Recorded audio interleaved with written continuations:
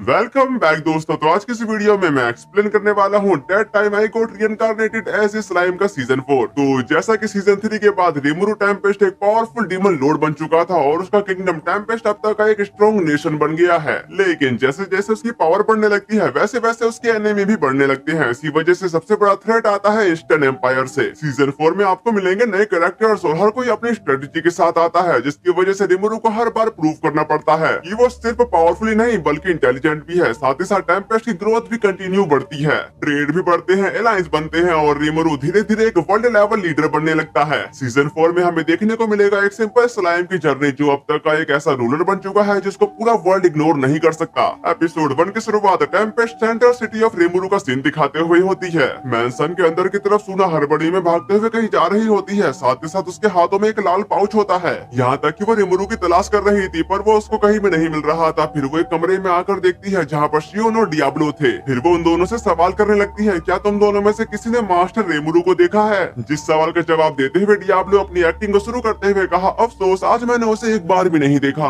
जो सुनकर शियोन निराश होते हुए कहती है, मैं समझ गई मास्टर रिमुरु तुम कहाँ पर हो। फिर यहाँ से कट होकर एक जगह की तरफ आ गया था जहाँ पर हम रिमुरु को देख पाते हैं जो एक दरख्त की पीक पर था और वो वहाँ से अपनी सिटी को देखते हुए कह रहा था, खैर ये सचमुच में बड़ा होता जा रहा है ना। और हमारे मोस्टर फेडरेशन टेम्पेस्ट का फाउंडेशन सेरेमनी जबरदस्त रूप से कामयाब रही। इसकी शुरुआत एक छोटे से गोब्लिन विलेज से हुई थी और वहाँ से हम धीरे धीरे एक एक कदम आगे बढ़ते हुए एक विलेज से सिटी बनी और हमारा ग्रुप भी बढ़ता गया। साथ ही साथ कई अर्बन डेवलपमेंट प्रोजेक्ट चल रहे हैं जिसमें वह इंजन शामिल है जहाँ टेस्टिंग शुरू हो गई है। मुझे उम्मीद है कि एक साथ रहने और खुशहाली का एक ऐसा रिश्ता बनाना जारी रखूंगा जहाँ इंसान और मोस्टर एक साथ मिलकर रह सके। जो सब बताने के बाद रिमुरु शिजू का फॉर्म लेने के साथ कहा, आपसे मैं तुम पर भरोसा रखूंगा पार्टनर। जिस बात पर एग्री करते हुए ग्रेट सेज कहने लगा, तुम मुझ पर भरोसा कर सकती हो मास्टर। इसी के साथ हम कुछ दिनों के बाद का सीन देखते हैं। टेम्पेस्ट की सिटी की तरफ वो लोग काफी ज्यादा मजे कर रहे होते हैं, यहाँ तक कि वहाँ पर कुछ बंदे खेल भी रहे होते हैं। साथ ही साथ कुछ लोग अपने काम पर जाने लगे। दूसरी तरफ एक बंदा ओर्क से कह रहा होता है, तुमने कल मेरी काफी मदद की। जिस पर ओर्क बताता कि कोई बात नहीं, तुम मेरी मदद करो मैं तुम्हारी मदद करूंगा। सामने की तरफ एक ओल्ड गोब्लिन दो बंदों को बताता कि तो क्या हम कभी ड्रिंक्स के लिए बाहर चले। जिस बात से तब वो दोनों एग्री थे। तभी हम वहाँ पर रिमुरु को देख पाते हैं जो अपने टाउन का ब्यौरा ले रहा था, जिसको देखने के बाद वहाँ के सारे लोग उसे गुड मॉर्निंग करने लगे थे। जबकि एक बच्ची बताते कि आपका आज का दिन काफी अच्छा बीते मास्टर रिमुरु, जिसके लिए रिमुरु उसका शुक्रिया अदा भी करता है। तभी अचानक से कुछ बच्चे उससे टकरा जाते हैं। उन बच्चों को यूं भागते देखकर वो उन्हें केयरफुल रहने के लिए कहने लगा, जिसके लिए वो बच्चे भी तैयार हो चुके थे। उसी वक्त टाकोयाकी का शॉप का ओनर रिमुरु को बुलाते हुए कहा, ये अभी अभी ग्रिल से ताजा निकला है, क्या तुम इसे टेस्ट करना चाहोगी और तुम इसे अपने साथ भी ले जा सकते हो। अब ये सुनकर रिमुरु काफी खुश हो गया था। फिर वो टाकोयाकी का मजा लेने लगा। तभी एक गोब्लिन उनसे सवाल करता है, मास्टर रिमुरु क्या आप ये देखने आए थे कि आज सिटी में क्या हाल है। जिस पर एग्री करते हुए रिमुरु बताता है, आखिरकार इंस्पेक्शन करना भी काम का एक जरूरी हिस्सा है। इसी के साथ यहाँ सीन कट होकर इंस्ट्रक्शन साइट की तरफ आ गया था जहाँ पर रीगर्ड एक मैप को देखते हुए कह रहा था, ठीक है आज दोपहर इसे शुरू करते हैं। उसी वक्त वहाँ पर रिमुरु सबके लिए टाकोयाकी लाते के साथ बताता है, ओए ये रहा लंच बॉक्स, प्लीज इसको सबके साथ शेयर कर देना ठीक है। जिसके लिए गोबुकी उसका शुक्रिया अदा करता है और यहाँ पर काम चल रहा है मैजिक ट्रेन स्टेशन का। इसी के साथ रिमुरु को दोबारा लाए गए टाकोयाकी को समय बांट दिया गया था, जिसको खाकर वो काफी ज्यादा खुश हो जाते हैं। यहाँ तक कि रिमुरु गहरी गहरी सांस लेते हुए कहने लगा, लगता है हम यहाँ एक स्टेशन बनाने वाले हैं, है ना यार, इसे कहते हैं एक आदमी का सपना। उसको यूं खुशी के मारे झूमता देखकर रिगर्ड बोलता है कि ऐसा लगता है कि यूराजानिया स्टेशन की ये पोटेंशियल साइट भी तय हो गई है।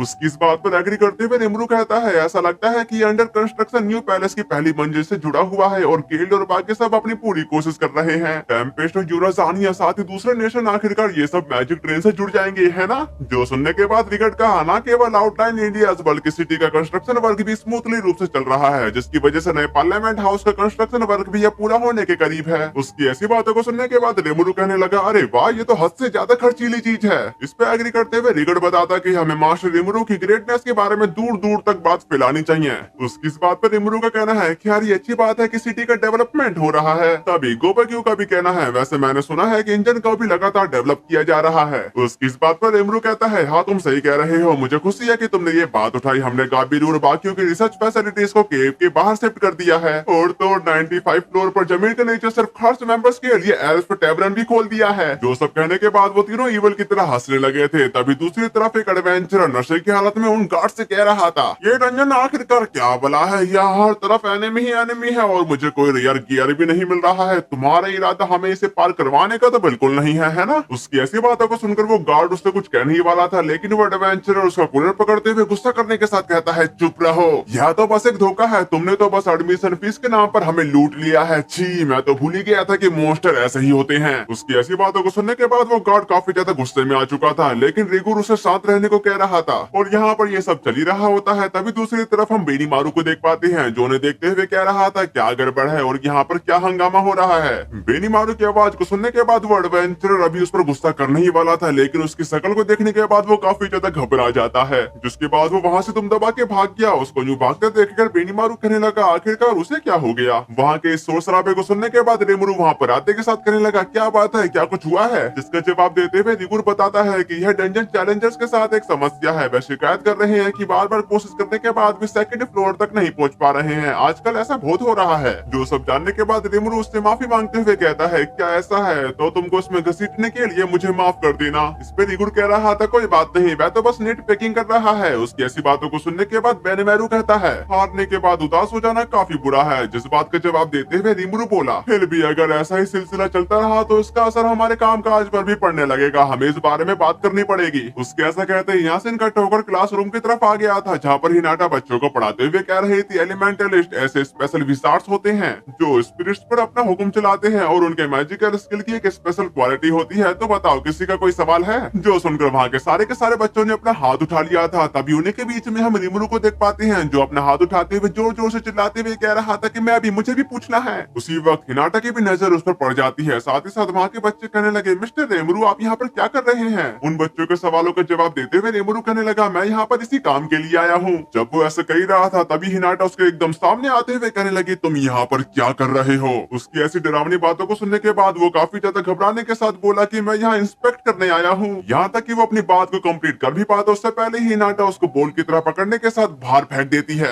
हिनाटा को इतने गुस्से में देखकर वो बच्चे भी अपनी अपनी पोजीशन ले लेते हैं ताकि वो उन पर गुस्सा ना कर सके। जबकि दूसरी तरफ रेमुरु अपना ह्यूमन फॉर्म ले लेता है। साथ ही साथ टीस उससे सवाल करने लगी क्या तुम ठीक हो। उसकी इस बात पर रेमुरु बताता कि बड़ी अफसोस की बात है, सच कहूँ तो मैं भी मिस हिनाटा से पढ़ना पसंद करूंगा। उसकी ऐसी बातों को सुनकर टीस क्लासरूम का सीन देखते हुए कह रही थी वे बच्चे सचमुच में काफी ज्यादा लॉयल हैं और मिस हिनाटा की बात मानते हैं। मुझे ये बात सच में काफी अच्छी लगी कि उन्होंने अपने बिजी शेड्यूल में से समय निकाला। जिसके जवाब पर रिमुरु कहने लगा हिनाटा स्पिरिट्स को संभालने में माहिर है, इसलिए वह उनके लिए एकदम सही टीचर होगी। हालांकि मैंने कभी सोचा नहीं था कि वह इसके लिए सच में मान जाएगी। ये बात सुनकर टिस कहती है जब से वह बच्चे टेम्पेस्ट के स्कूल में आए हैं तब से ऐसा लगता है कि वह हर दिन सचमुच में काफी मजे कर रहे हैं। साथ ही साथ वे क्लास के सभी के साथ काफी जल्दी घुल मिल गए। जो सब जानने के बाद रिमुरु इस पर एग्री करते हुए अपने मन में कहने लगा तुम सही कह रही हो। और तो अब जब मुझे पक्का यकीन है कि यूकी ही गुनहगार है तो मैं उन्हें किसी भी हाल में इंग्रासिया किंगडम की देख रेख में नहीं छोड़ सकता। उसके ऐसा कहते यासिन कट होकर रेमुरु के मेंशन की तरफ आ गया था, जहाँ पर सुना अभी भी रेमुरु की तलाश कर रही होती है। पर रेमुरु तो उसके साइड से निकल गया पर उसको भनक तक नहीं लगी। यहाँ तक कि रेमुरु को एक स्मेल आने लगती है। अगली सीन में हम देखते हैं जहाँ पर शियोन के द्वारा बनाई गई चाय को डियाब्लो ने पी लिया था, जिसकी वजह से वो बीमारी हालत में कहने लगा बीमार होने पर ऐसा महसूस होता है, यह सचमुच काफी दिलचस्प है। उसकी ऐसी बातों को सुनकर शियोन उस पर गुस्सा करने के साथ कहने लगे दिलचस्प बकवास, तुम्हें क्या लगता है अपनी ऐसी पथेटिक हालत के साथ तुम मास्टर रिमुरु के दूसरे सेक्रेटरी बनने के लायक भी हो।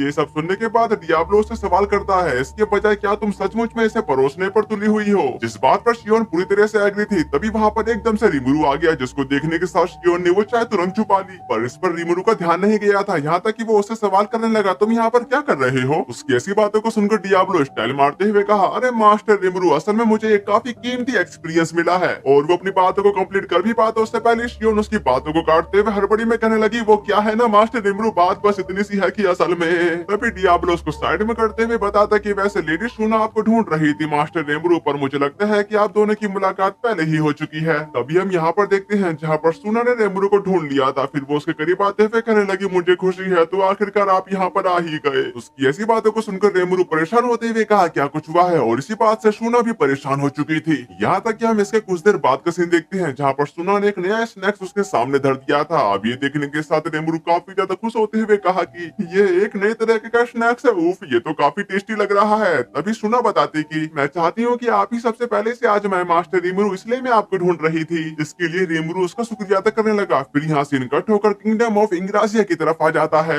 जहाँ पर काफी बारिश हो रही थी। फिर हम गिल्ड हेडक्वार्टर्स की तरफ आते हैं, जहाँ पर यूकी कह रहा था तो फिर अब हमें क्या करना चाहिए। ऐसा लगता है कि डीमन लॉर्ड रिमुरु को अब मुझ पर शक होने लगा है। अगर हो सके तो मैं सच में उस स्लाइम से दुश्मनी करने से बचना चाहूंगा। उसकी ऐसी बातों को सुनकर लैपलेस कहने लगा मुझे लगता है कि उसे छेड़ना काफी बेकार आइडिया था, है ना? जो सुनने के बाद कगाली कही, क्या हिनाटा ने ही 7 डेज कलंची को उकसाकर उसे डीमन लॉर्ड रिमिरू को खत्म करने के लिए नहीं कहा था? और क्या इसी वजह से तुम्हारी असलियत सामने नहीं आ गई? उसकी इस बात पर लाप्लेस बताता कि पक्का आपने कोई सबूत नहीं छोड़ा होगा, है ना बॉस? उसकी इस बात पर उसका बॉस बताना शुरू करता है, खैर मुझे लगता है कि मैंने जो कुछ भी किया वह सब उस दमराडा के जरिए किया, लेकिन क्योंकि मुझे मिस चीजू और उस स्लाइम के बीच के रिश्ते के बारे में पहले ही पता था, इसलिए मैं ईस्ट की उस मर्चेंट के साथ अपने ट्रांजैक्शन से इनकार नहीं कर सकता था। आखिर यहाँ तक कि जो कागज का मैं इस्तेमाल करता हूँ वह भी एम्पायर से ही बना होता है, और इतने सारे एडवेंचर्स वाले किसी गिल्ड के लिए यह सोचना ही अनरियल होगा। और ये दावा करना कि हमारा उनसे कोई लेना देना नहीं है, उनकी तरफ से सारे सर्कमस्टेंशियल प्रूफ लगभग पूरी तरह से मौजूद हैं।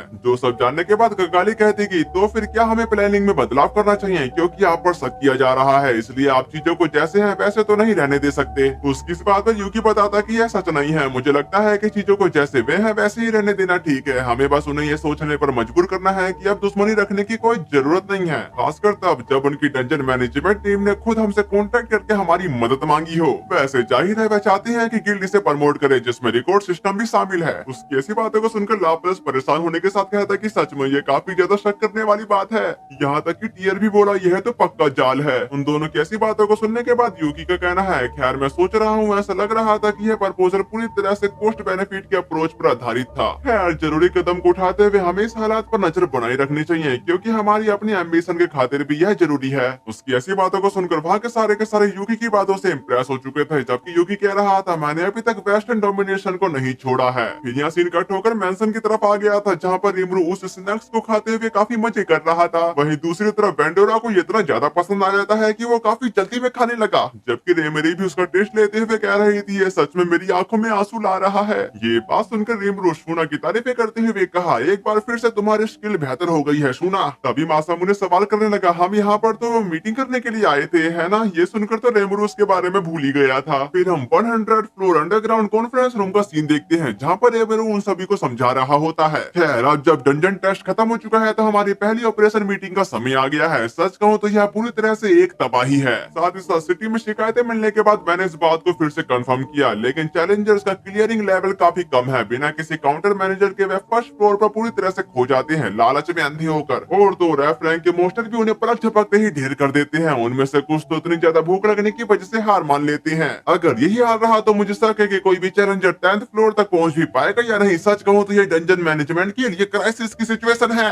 रिमरू की ऐसी बातों को सुनने के बाद वेंडोरा सामने की तरफ आते हुए कहने लगा, लगता है मेरे सामने आने का समय आ ही गया। तभी मियोमाइल का कहना है, मुझे लगता है कि इसका एक रीजन यह भी है कि अभी भी काफी सारे नए लोग हैं। जिस पर एग्री करते हुए रिमरू बता रहा था, मुझे लगता है कि इसे कैसे क्लियर करे इस पर कुछ हिंट्स मददगार हो सकते हैं। और मुझे लगता है कि मेरे से एक मिस्टेक हो गई है, असल में इस बंदे का नाम मासामू ने नहीं मासायुकी है। फिर वो कहा, उस सिचुएशन में स्ट्रेटेजी पर एक कोर्स ऑर्गेनाइज करने के बारे में क्या ख्याल है? पर वो वेंडोरा का चेहरा देखने के बाद घबराते हुए कहने लगा, अरे बीच में दखल देने के लिए माफ करना, बस ऐसा लगा कि यह एक ऐसा टॉपिक है जिसमें मैं मदद कर सकता हूँ, इसलिए मैं खुद को रोक नहीं पाया। अब ये सुनने के साथ रिमरू कहता है, नहीं नहीं बेझिझक तुम कुछ भी कह सकती हो, और एग्जाम्पल के लिए किस तरह का कोर्स? जिस बात का जवाब देते हुए यूकी बोला, यह किसी वीडियो गेम के ट्यूटोरियल जैसा है, जिसकी वजह से यह आपको फाइट और ट्रैप का एक्सपीरियंस करने का मौका देता है, ठीक किसी हर्डल रेस की तरह। उसकी ऐसी बातों को सुनकर रिमरू इम्प्रेस हो चुका था, इसलिए वो और कुछ पूछता है, जिस पर मासायुकी बताता कि और क्या हो सकता है, हर फ्लोर पर पब्लिक हाउस और रेस्टोरेंट हो तो अच्छा रहेगा। साथ ही साथ मुझे काफी दिक्कत हो रही है क्योंकि डंजन में कहीं भी टॉयलेट नहीं है,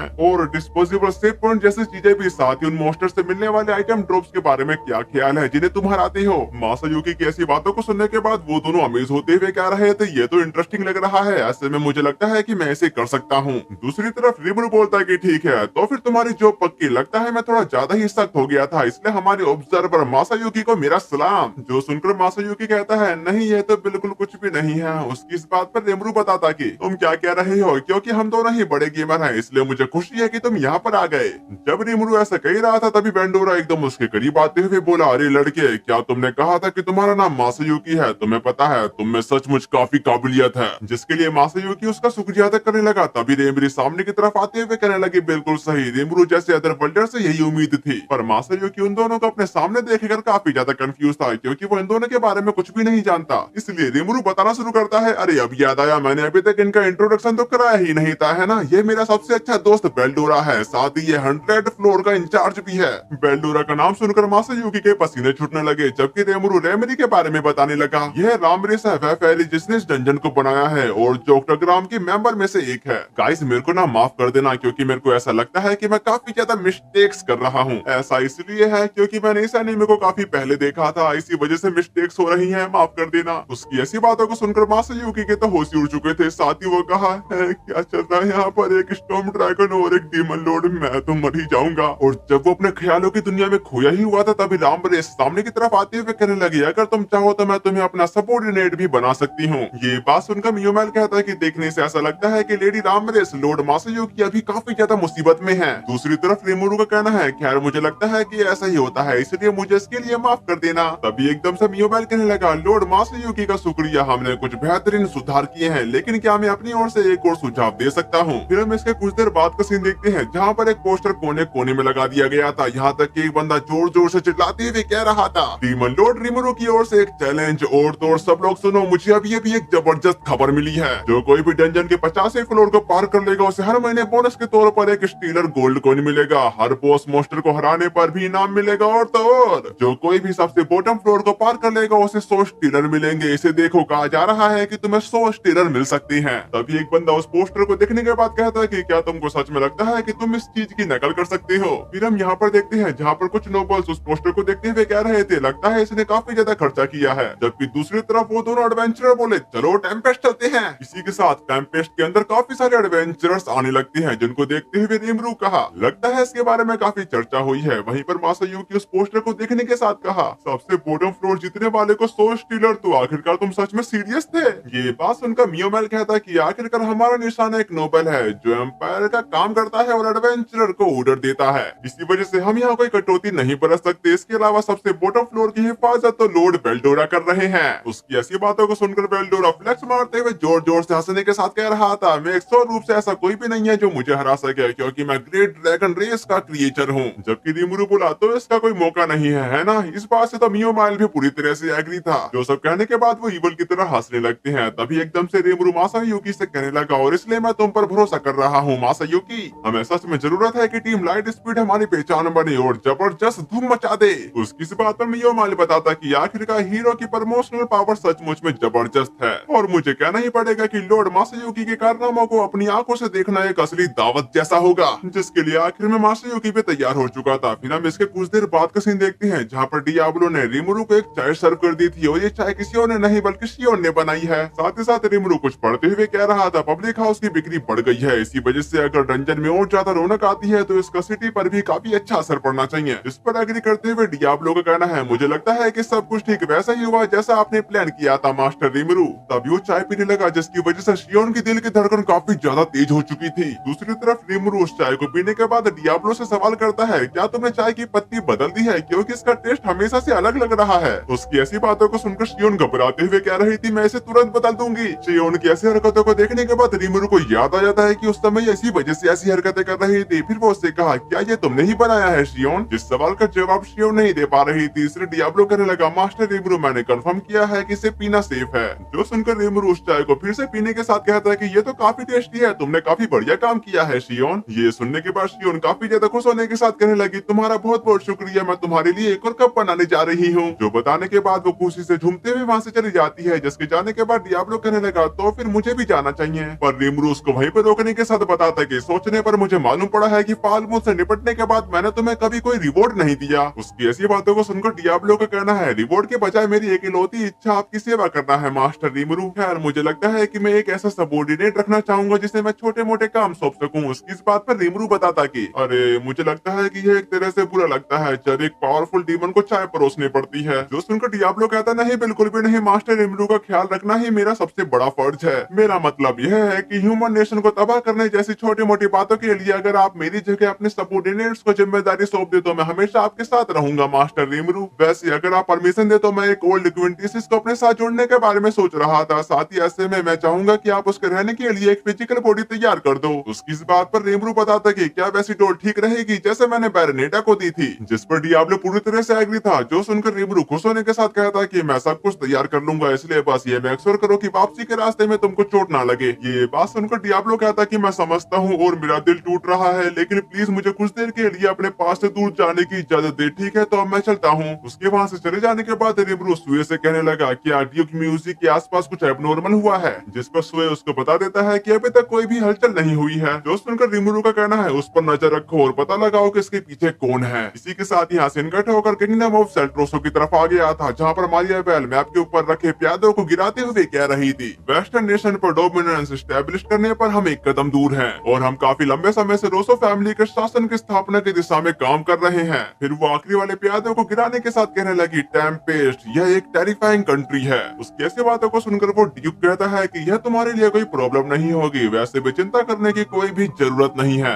ये बात सुनकर मारिया बेल कहती कि बेशक ये तो नेचुरली है ग्रैंडफादर, और यह आपका जो कि एक फॉर्मर हीरो और हम सभी रोसो वालों के ग्रेट एंसेस्टर हैं। साथ ही साथ जीवन भर का सपना, और मैंने कसम खाई थी कि इसे सच करने में मैं आपकी मदद करूंगी। उसकी ऐसी बातों को सुनकर ड्यूक बताना शुरू करता है तुम मेरी इकलौती उम्मीद हो, यहाँ तक कि ह्यूमन वर्ल्ड पर रूल करने वाला कोई डीमन किंग तो बिल्कुल भी नहीं होगा। यह काम वह है जो हम इंसानों को खुद करना चाहिए। और इसी सीन के साथ हमारा ये वाला एपिसोड खत्म होता है। तो आज की एक्सप्लेनेशन वीडियो आपको कैसी लगी कमेंट में जरूर बता देना। यहाँ तक कि एक प्यारा सा लाइक भी कर देना। तो फिर मिलते हैं, सायोनारा।